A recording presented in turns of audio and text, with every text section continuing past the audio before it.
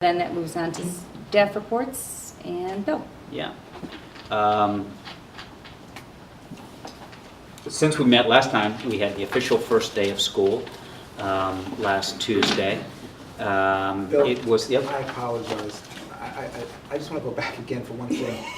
Because my question to you is, at what point do we start picking out trends in this enrollment for purposes of really thinking about long-term hiring implications and section implications and physical plan implications? Yeah. That's really the question I wanted Yeah. to ask you.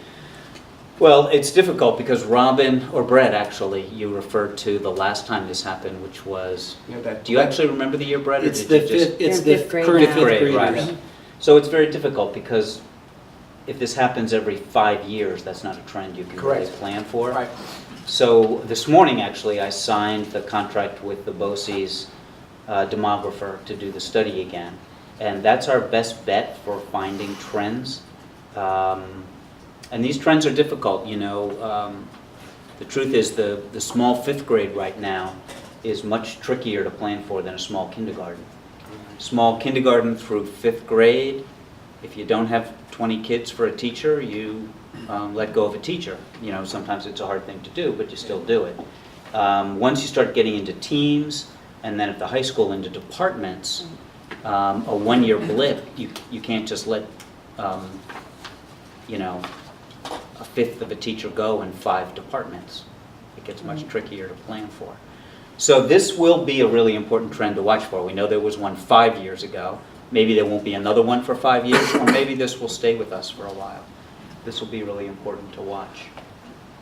Yeah, because the class that's right below the one that we're talking about, fifth grade class, which is now up to 152, is 174. The one Mhm. before that's 192, Yep. the third grade class, the current third grade class. So those are good numbers. Yeah. So, But, you know, Ira's question is, you know, let's play the what-if game. We're 140 for the next 5 years straight. You know, we've let, you know, go We sections let a of teacher teachers. go every year Yeah. for 5 years. But, right, so we're not, you were talking about the plant and things like this. You know, we're really not terribly worried, are we, about being over Well, my question really having to is, do like facilities. plant my question is not changes so now. much 140, but if it drops down to 110, you know, just, look, we always don't want to, these are issues we don't want to be caught on the No. short side of. So to the extent we exhale, we take a look every year to make sure we're where we want to be, that's all Yeah. I ask. well, maybe after the demographer comes and reports the trends, at that point, we can talk about that. That's because fine. It's definitely valid. And it's why I think the expense of the demographer, you know, there have It's been at important. times questions, well, why do we keep paying for this person to do this? I I think we think have to this do is it. exactly Mhm. why. Well, I just want to add one thing. Obviously, the demographer is going to have local information as well. We have the Brynwood Quite a project. bit, There are some yeah. other, you know, local developments. I would imagine that, you know, that they're up to snuff on what's going on, whether or not that brings people to the community or not. I mean, there are some significant development projects in town that should affect those numbers. Yeah. So I don't know how they get that information, but Well, at this point, from what we know of the projects going on in town, we could handle whatever comes. Yeah. Understood. Which is That- good. I mean, that information somehow is fed to the demographer, so. Yeah, It it is. will be, yeah, for sure, for sure. Anything else? Thank you, Bill, sorry to No, not at all. cut into your report. What was I talking about? Oh, opening day. Right. You know, there are a lot of good things that happen on opening day. We see the impact of all the work that Buildings and Grounds does over the summer under Greg's supervision. The buildings look really great. There are no, you know, corridors that weren't touched, or parts of the building that weren't finished, or furniture that hasn't arrived. It really looks great, and commendations to Buildings and Grounds, particularly Steve, for that work. It's a lot to organize, particularly when he was also removing oil tanks and feeding a new gas line to the high school. If you've seen that ditch that's been covered up, you know, that was all in-house work. And then you've got transportation, you know, figuring out routes and making sure all these kids are picked up on the first day and dealing with first day traffic. But the amazing thing as I go around and visit the schools is the warmth with which kids are greeted. Every student who comes in, from the kindergarteners who have parents, volunteers riding the bus with them to make sure they're comfortable, Many kindergartners ride the bus for the first time and jump off the bus to be greeted by their parents who've raced to the school from home so they can get a picture of the first day. The teachers making sure that everybody gets to the right rooms, you know, the third graders who were in a new building, the sixth graders who were in a new building, the ninth graders who were in a new building. And by 10 o'clock, you would think we'd been in school for weeks. It's really amazing how great a job our staff does, our principals do, and the teachers. You know, the fact that we have teachers in for 3 days before school is quite unusual in this region, that teachers have worked 3 whole days by that point. So classrooms are done. They look great. Learning stations are up in the elementary schools, and we're ready to go. It was a very successful beginning once again. Very. Thanks. Was Evan outside as he always is in the middle school? Yes. Directing traffic? Evan was, Peggy was. I went to the high school. Chris was not outside greeting the bus. He was in the, He was in the cafeteria greeting yeah, there. exactly. Greg, you were right, everything was done. Yes. Right. Tell me to relax when you're done. Yeah. It's amazing, isn't it? Yep. Very good. That's my report. Okay, thank you. And Greg? I'm also going to report about opening day. This is all about transportation, my report tonight. Just Three factors: opening day, opening week, the tank removal project, and the capital project. For opening day, transportation did struggle.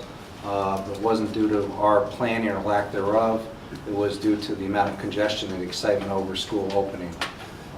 When we have trouble getting our buses back out, it creates a domino effect on other pickups. So we end up struggling the first day. We're about 20 to 30 minutes late getting out of the high school, which dominoed down. That's since been corrected, so we don't have that worry right now. But at the beginning, there really is quite a crunch getting those buses in and out because we do have the single driveway. So once it gets jammed up on Route 22, we're kind of at mercy of the traffic flow. That's since improved. This is a shakeout we have virtually every year. This is not unusual.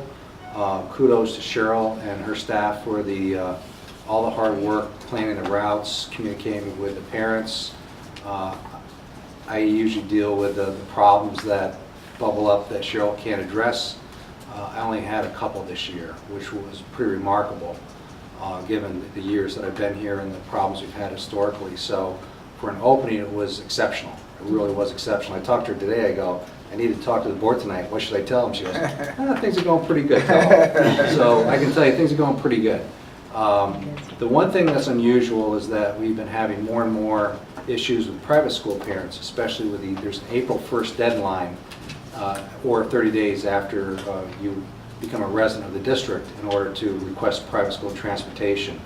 A lot of parents have had more than my usual share appealing Cheryl's decision, which is by the book. You didn't meet the deadline. If there's additional costs, we don't provide transportation. A lot of times, and that's because of budgetary reasons, public money. We need to budget for it, plan for it. That's why there's an April 1st deadline. What we do as a community is we post this, it's on our website. There's a form. We also place it as a legal ad to notify parents. April 1st is the deadline. So it's out there in many ways.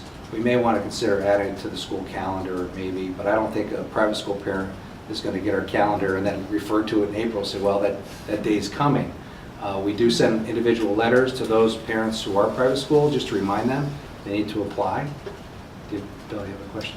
I wonder if we should develop, I hate to take responsibility for this, guidelines that we would give to real estate agents. It wouldn't be a bad idea if we could. You know, just a handout. Information. Not guidelines, sorry. Does that sound like we're encouraging people Yeah, I to know. go to our schools? I know. Or if we had information for new residents, maybe a section on our website that they could go there and get. I like that, something like new that. resident section. Yeah, Welcome type thing, Yes. here's how the school works. Yeah. Like the swimming pool at the high school. So we can control it, otherwise it'll be 15 years old and they'll still be handing out the same card. Right, yeah, if something changes and they don't have Yeah. to change. No, I like that suggestion Good about idea. the new resident tab. Yeah, something that says welcome to Byron Hills. Yeah. But anyway, kudos to Cheryl and her staff. They did a spectacular job. Something that the board has talked about already a couple times, and I've brought it to your attention, is the fuel tank replacement project. That is, you're surprised to find contaminated soil. It has been remediated. We're in the process of waiting for a final report from both the contractor. We'll get one from the county, then we'll get one from the state DEC. Those things haven't happened, but I did meet with the contractor in charge today on site. Gives great assurances in terms of the work that was done. I can't predict when we'll receive our final report from the state. He said it could be anywhere up to 6 months, but we'll see what happens. We'll see what happens with that. The actual replacement now, work is being done. There's a footing that's been outlined. If you go down that way, when you first drive in the driveway on the left-hand side, you'll see plywood and gravel. It's ready to be poured. That's where the new tank, which will be above ground, will go. And then there's 2 footings for the fueling station, one for diesel, one for gasoline. We're using both sides of the bus garage for egress and entrance to the site, which has worked fine for us. So that project is moving along. So is that going to continue the 2 sides, like once the project's over, or No. that's just temporary? No, that'll lead me into the third, which is the capital project, which has been a long time coming. The capital project, where they're going across there, was where the Quonset hut was. That's where the new bus wash station will be. There'll be a new building built there. We were out to bid earlier in the summer. All the bids were rejected because they exceeded the monies we had available, and we're not allowed to move forward unless we have the funding for the entire project. So we're back out on the street right now. September 1st, it was back out there. KG&D is fanning the flames and trying to get interest built in our project. It's not a big project, and it has a lot of pieces to it. So we're hoping that in 2 weeks we'll have a bid opening with more competitive pricing. What we did was we separated this time the reconstruction of the Quonset hut building, the bus wash station building, as additional work, so we could award the interior work and then look at the total cost of the building replacement as an option. So, and we value engineered a few things that won't change the quality of the project. So we're hopeful that in a few weeks we'll have an awardable project and can get started. There is a construction trailer down there for Cheryl and her staff. There's temporary porta-johns. So we're ready for when construction is to start, so we're not going to hold anything up. Everything's wired, ready to go for Cheryl to move into that location temporarily. And that location's comfortable if it goes into winter and everything? I don't like the idea of bathrooms outside. Yeah, I'm thinking that too. I've talked to KG&D about focusing on the bathrooms first. So if it does delay, the way it lay out right now, construction would be done by early December. So I've been saying mid-December to give it a couple weeks. We'll see what the weather brings. It might be 90 degrees still. Right, it's hard to think about snow. So ridiculously warm. But that's something that we're looking at in terms of trying to prioritize that part of the interior work. Anybody have any comments? Brett? Yeah, I think it's just worth mentioning or emphasizing for the public that the contaminated soil was historic. That didn't come from these gas tanks that you pulled out. We're pulling out the gas tanks because it's best practice to now store the stuff above ground. And after we pulled them out, we realized that there had been some historic leak there. It's not like we've been losing gasoline for the last 10 years. No, we anticipated some soil contamination, as you do with any fuel tank replacement, Right. underground tank. It was just much larger than we expected to find. And the other question, I guess, is, once we put a pad down and put these external tanks, or above-ground tanks, I should say, we're going to screen them and try and do our best to make them aesthetically They'll as be inoffensive as landscaped. possible. Right. I'm curious how they'll look. I haven't seen one there yet, obviously. We could paint them. It does come as a white The seniors As to a paint white them. box. I thought the The seniors seniors go out can there. paint them. I don't want you to say that, Ira. Might activity. give idea to our Idea. active youth. No, I'm sure. We'll screen they them do a with good job. evergreens and things of that nature. They've done but a it- great job at the high school screening the dumpsters and things like, which are right in the middle of everything, and they've done a great job there, so. I think once it's there, people won't even notice it. I think as much as a big block of cement, blend in, it'll blend in Right. because it's white, so. Anybody you. else? Okay, thank you, Greg. You're welcome. Tim? Sure. To piggyback off of Bill's comments about opening day, I want to talk about it from the perspective of the technology department. We are now 1-to-1 in grades 3 through 8, which was an enormous task when 1,250 Chromebooks arrived at the start of the summer. It was a bit overwhelming, but the tech department under Dr. Taylor's leadership was able to unpack all of those and inventory them and get them ready to deploy at the start of the year. And if you walk around classrooms, you see them in use right now. So this all started back, a year ago with it started several years ago with the infrastructure upgrade, but it started last year with our pilot program in 6th grade. Thanks to the Education Foundation and their targeted giving, we were able to study that implementation, and because of that, we're able to launch this quite smoothly. Teachers have been trained, and they're using the Chromebooks now, and we're very excited about it. We have increased devices at the high school and at Coman Hill. We're still thinking about, at the high school, what 1-to-1 might look like in some modified version, so we're talking to the department chairs and the directors about it now to see what that would look like. But we did increase devices at Coman Hill so that it's not 1-to-1 for the full class, but in centers and small group instruction, kids would have the 1-to-1 tablets. You will hear from Dr. Taylor in a few weeks. He'll come to a work meeting and we can talk a little bit more about his curricular work with the 1-to-1 initiative and also with our efforts around STEAM. So we're very excited to start the year with 1-to-1 in grades 3 through 8. And we'll keep you updated throughout the year as we watch this unfold and see what's happening in the classrooms. Perfect, thank you. And anybody have any comments or questions? That's great. Just one quick question for you. Are they being used relatively uniformly in each grade by the different classrooms, or does every teacher end up using them in very unique ways? How do you think about that? So it varies from building to building. Wampus, the grade levels work together in terms of how they're using it, and they study things together, although individual teachers might, say, jump ahead a little more because they might be more interested or ambitious in learning it.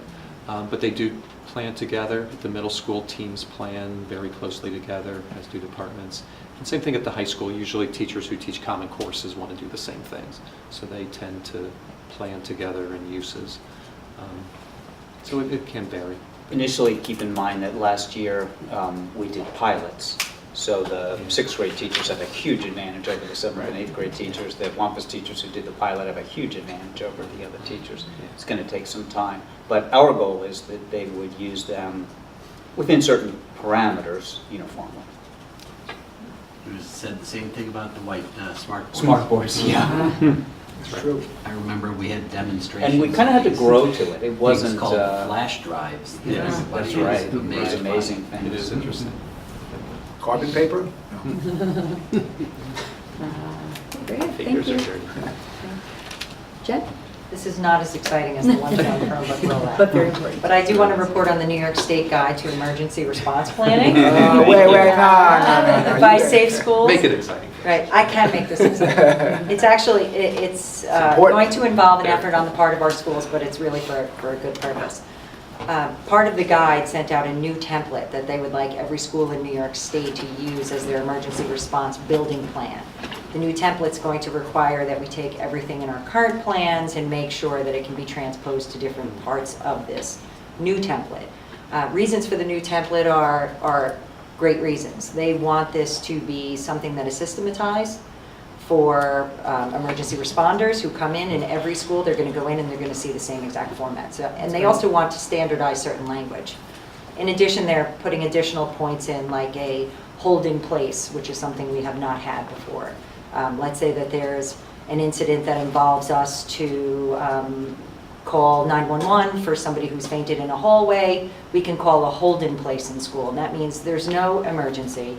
we're not locking down, we're not locking out, but everybody should just stay where they are so that there isn't interference in assisting. So the emergency response team this year will undertake this endeavor, and we are supposed to have this in place for the 16-17 school year. So after we are finished working on it, probably in April, we'll start showing it to the board.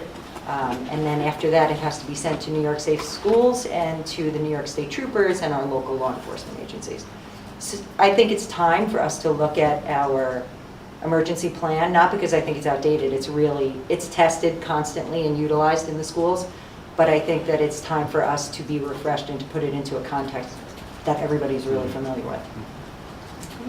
Thank you. Anybody have any questions or comments? Okay. Thank you very much, Shen. That moves us on to board reports. President's report. Just want to congratulate Wampus and Crittenden, Edwin Powerley and Deb Cagliostro on being designated as a reward school from the State Education Department based on their performances of their the state tests. So nice work. Does that mean we get fewer tests? I don't think Just so. another accolade, but nice work. I'll ask. And nice work for the kids too. Whether that would be true. Yeah. And just a reminder, it's a little early, but put in your calendars, homecoming, October 2nd and 3rd. Well, last year was very early, actually, so this year it's back to where it usually is. Yeah. Well, Friday, October 2nd will be That's up right, early, yeah. 7 o'clock. So even if you don't have kids in the school district yet, it's great to bring the little kids. So much fun. And just a reminder to everybody here about the New York State School Boards Association annual conference. It's going to be the end of October, October 20th. 20th. So if anybody's interested in going, it's in New York City this year. Just let us know. And next is committee and board members' reports. And I know that policy and town liaison calendar, the meetings are out. So they're going to be starting the end of September and Right. beginning Check. of October. Does anybody have any board reports? Yeah, Just Mike? mention the Athletic Advisory Council. I guess there's a meeting on September 25th at 8:30 that Rob Castagna had sent out, so. So is he's doing it at the end of the month? Yeah, Is it's it- 8:30 to 9:30. Okay. So 25th? Used to always be I think I have the that. first Friday of the I'm month. sure. Okay. Yeah, now it's the end, but hold on, I think I have that. One sec. 25th? I guess if there were any agenda items that Oh, we have members liaison- had. liaison. Oh, okay. We have a liaison. Did everyone hear that? If there's any, Yeah, any agenda items or anything, I guess, Robin, to you, and then we can bring up, so. yeah. okay, perfect. Thank you. Brett? Ira, you got that email, right? I do, and Okay, I'm good. making sure it goes in my calendar now. Brett? The West Putt has a board meeting Thursday night, after which we have a legislative action committee meeting, and we're going to discuss the NISBA resolutions at that meeting, and I think Scott and I are planning Sounds good. on being there, and we'll bring back to you our recommendations for this board to consider on the NISBA resolutions, which dovetails into your point about the October 20th business meeting at 8 a.m. in the city. I'm happy to be the designate for that. If Scott doesn't want to do it, I have no. Either way. Maybe the business meeting There's your representative? The credential. business meeting has been moved from Saturday afternoon to Tuesday morning in an effort to bring more people in. So, So we give each half. Does it, so they start off and they talk about the resolutions, right? They're discussed and then the vote happens toward the end of the day? Or how does it usually no, work? the meeting goes resolution by resolution by resolution. So And vote there's after each. recommended resolutions, and they're all discussed. They're either voted up or voted down. If they're voted up, they become the lobbying position for 5 years. And then there are the recommendations not recommended, and anybody can move them from the floor, or anybody can make a motion from the floor for a wholly new resolution. But that's the business meeting, and the purpose of that is to set the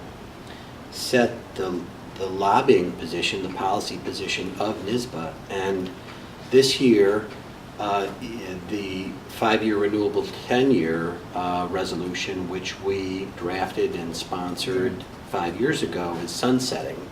That's actually being recommended for reauthorization. So that's one thing to That's report. But I think it's a little early to forecast, but I think the major focus of the resolution, or at least, let me put it this way, one of the most important resolutions to be discussed is NYSBA's position on APPR.